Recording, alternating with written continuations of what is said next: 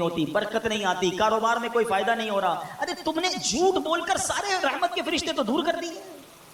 آؤ اے غوث پاک کے چاہنے والوں, اگر واقعی فیضان غوث حاصل کرنا ہے نا, واقعی 11ویں شریف کی برکتیں حاصل کرنی ہے, تو آج ایک نیت کر کے جاؤ کہ آج کے بعد جھوٹ نہیں بولیں گے. نیت کر لیں انشاءاللہ, آج کے بعد جھوٹ نہیں بولیں گے انشاءاللہ, سچ بولیں گے. کبھی کبھی مشکل ہوتا ہے سچ بولنا, لیکن آپ یقین کریں جب آپ سچ بولتے ہیں نا تو کام سیدھا ہو جاتا ہے. مثال کے طور پہ مدرسے کے طلباء بھی بیٹھے, اسکول کالجز والے بھی بیٹھے ہوں گے, آفس میں جاب کرنے والے بھی بیٹھے. اب کسی دن آپ لیٹ ہو گئے, ٹھیک ہے, اب لیٹ ہونے پر کیا بہانہ ہوتا ہے, وہ ٹریفک جام تھا, فلاں پرابلم ہو گئی تھی, پیر میں تکلیف تھی, طبیعت ٹھیک نہیں تھی. اب قاری صاحب, استاد صاحب یا آفس والے تو مان گئے کہ آپ آدھا گھنٹہ کیوں لیٹ ہوئے ہیں. جھوٹ کا گناہ تو مل گیا نا, اور آپ جلدی اٹھنے والے بھی نہیں بنے, کیونکہ آپ کو پتا ہے جب لیٹ ہوں گا جھوٹ بول دوں گا. لیکن جس دن آپ نے کہا کہ میری آنکھ ہی لیٹ کھلی تھی, میں خود گھر سے دیر نکلا تھا, تو کیا ہوگا, چھوٹی سی یا تو سزا ملے گی یا تھوڑے پیسے کاٹ لیے جائیں گے سچ بولنے کی وجہ سے. لیکن فائدہ کیا ہوگا کہ اب آپ کل جلدی اٹھیں گے, آپ جھوٹ سے بھی بچ گئے, آپ کی روٹین بھی ٹھیک ہو گئی. اور ایک اور بات یاد رکھیں, جو جھوٹ بولتا ہے نا وہ ہمیشہ پریشان نظر آئے گا. ہاں, کتابوں میں لکھا ہے جھوٹ بولنے والے کے چہرے سے نور ختم ہو جاتا ہے. جھوٹ بولنے والا آپ کو مضطرب, ٹینشن میں, پریشان دکھے گا. سچ بولنے والا بڑا پرسکون دکھے گا, اس کے چہرے پہ نور ہوگا. اللہ اکبر. نبی پاک علیہ السلام جب لوگوں کو اسلام کی دعوت دیتے تھے نا, تو کئی بار ایسا بھی ہوا کہ لوگ جو پیارے آقا کا چہرہ دیکھتے نا, کہتے یہ چہرہ کسی جھوٹے کا نہیں ہو سکتا.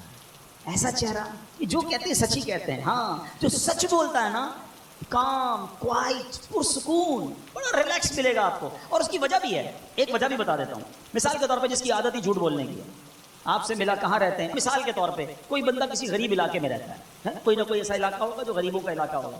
اب اس کو بتانا نہیں ہے میں وہاں رہتا ہوں, تو وہ کہے گا میں تو جناب کنال روڈ پہ رہتا ہوں.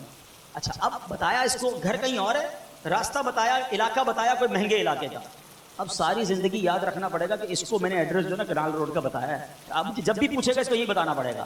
اچھا, دوسرا کہتا ہے کام کیا کرتے ہو, پتہ چلا کام ٹھیلا لگاتا ہے. حالانکہ ٹھیلا لگانا کوئی غلط بات نہیں, یہ رکشہ چلاتا ہے. کہا جناب میرا تو بہت بڑا بزنس ہے امپورٹ ایکسپورٹ کا. اچھا ماشاءاللہ. اس بیچارے کو کیا پتا, اب ساری زندگی یاد رکھنا پڑے گا کہ اس کو میں نے ٹھیلا نہیں بتایا, اس کو امپورٹ کا بزنس بتایا. ٹھیک ہے, فائلیں سنبھالنی پڑتی ہیں اس کو اپنی خود ہی.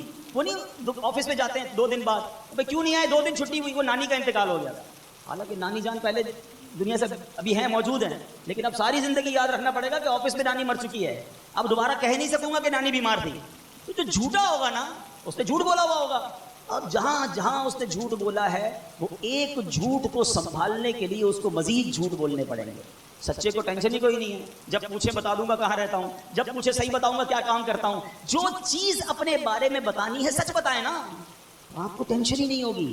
جھوٹے کو ٹینشن ہوتی ہے. اللہ کرے آج یہ جھوٹ کی لعنت ہمارے اندر سے دور ہو جائے. اپنے بچوں کو بھی یہ حوصلہ دیا کرو.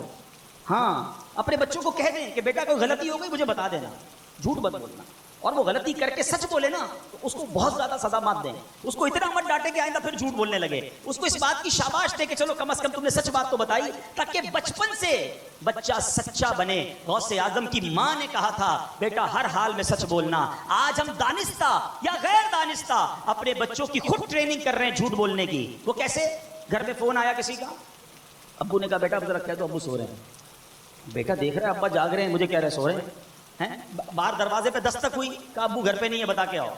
اچھا, اس پہ کبھی کبھی چٹکلا بھی ہو جاتا ہے, وہ بچہ آ کر باہر بتاتا ہے ابو کہہ رہے ہیں ابو گھر پہ نہیں ہے.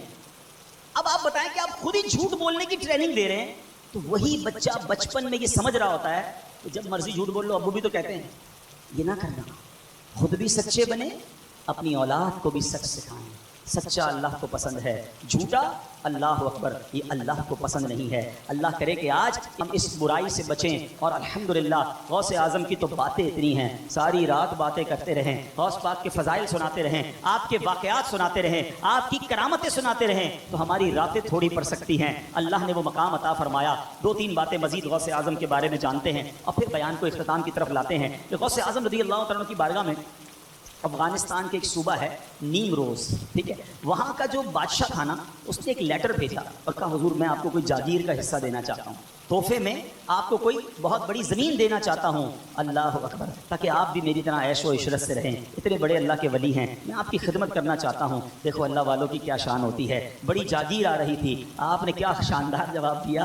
آپ فرماتے ہیں کہ جو مجھے راتوں کو جاگ کر عبادت کرنے کی سلطنت حاصل ہے نا, حکومت ہے میرے پاس ایک سلطنت ہے اور اس کا مزہ بڑا ہے، اور وہ رات جاگ کر رب کی عبادت کرنے کا مزہ ہے۔ تمہارے نیم روز کی جو قیمت ہے نا، تمہاری سلطنت کی قیمت میری نظر میں جو کے دانے کے برابر بھی نہیں ہے۔ تخت سکندری پر وہ تھوکتے نہیں ہیں، تخت سکندری پر وہ تھوکتے نہیں ہیں، بستر لگا ہوا ہے جن کا تیری گلی میں، ان کا منگتا پاؤں سے ٹھکرا دے وہ دنیا کا تاج، جس کی خاطر مر گئے منعم رگڑ کر ایڑیاں۔ کیا بات ہے میرے غوث اعظم کی۔ اور اے قادریوں، اے غوث پاک کے چاہنے والوں، دیکھو زندگی کا اصول بنانا، دنیا کے مال کے پیچھے نہ جانا، دنیا کے مال کے لیے کسی کی چاپلوسی نہ کرنا، اللہ پر بھروسہ رکھنا، رب پر توکل کرنا، اللہ اور اس کے رسول کی اطاعت پہ زندگی گزارنا۔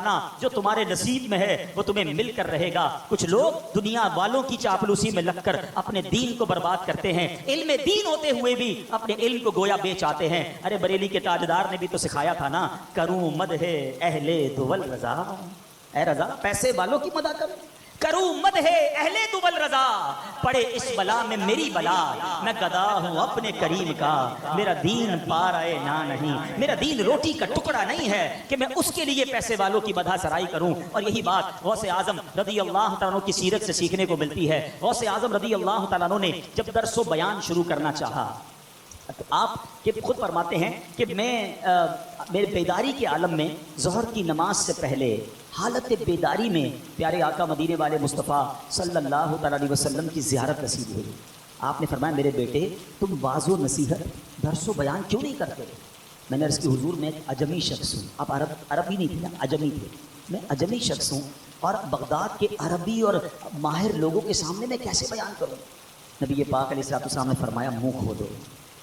شیخ عبد القادر جیلانی کہتے ہیں میں نے اپنا منہ کھولا، میرے آقا علیہ السلام نے 7 مرتبہ اپنا لعاب دہن یعنی تھوک مبارک میرے منہ میں ڈال دیا۔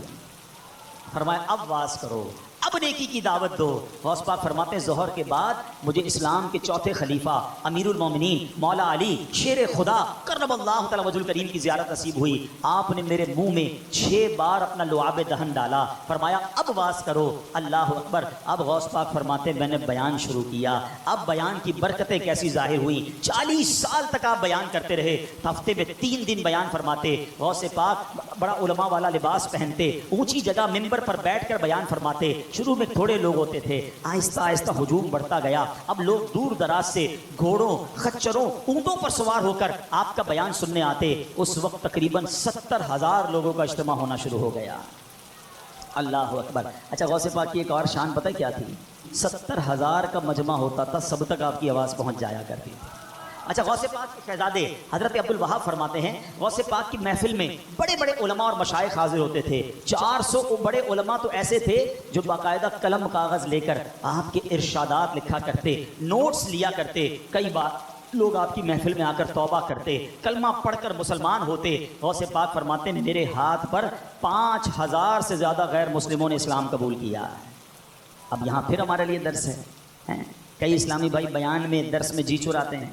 یاد رکھو بیان میرے آقا کا طریقہ ہے، بیان یہ صحابہ کا طریقہ ہے، بیان یہ پیران پیر کا طریقہ ہے۔ اخلاص کے ساتھ، اچھی نیتوں کے ساتھ درس و نصیحت کا جو کام ہے یہ تو سعادت مندوں کا حصہ ہے۔ ہمیں نہیں معلوم ہمارا بیان سن کر کون نیک بن جائے، کس کو نماز کی توفیق مل جائے، کون توبہ کر لے۔ ہمیں معلوم ہے ہم گناہ گار ہیں، ہمارے بیان میں اخلاص نہیں ہے، مگر بعض اوقات ایسا ہوتا ہے کہ کوئی سننے والا بخشا جاتا ہے اور اللہ اس کی برکت سے سارے مجمع کو بخش دیا کرتا ہے، سارے اجتماع کی مغفرت ہو جاتی ہے۔ تو پیارے اسلامی بھائیوں، اگر جب موقع ملے تو بیان سے جی نہ چرایا کریں، بیان کرتے رہا کریں، درس دیتے رہا کریں۔ یہ ولیوں کا طریقہ ہے، یہ اللہ والوں کا طریقہ ہے۔ اور دعوت اسلامی کے پیارے ماحول میں ہمیں درس و بیان کا موقع ملتا ہے۔ آپ دعوت اسلامی کے ماحول کے قریب آئیں، اگر اسلامی بہنیں بھی مجھے سن رہی ہیں آپ کو بھی درس و بیان کا موقع ملتا ہے۔ اور اسلامی بھائیوں کو تو ماشاءاللہ جب مدنی قافلے میں جائیں تو درس کا موقع، بیان کا موقع، اعلان کا موقع، علاقائی دورہ برائے نیکی کی دعوت کا موقع، تو یہ وہ چیزیں ہیں جو ولیوں کا طریقہ ہے،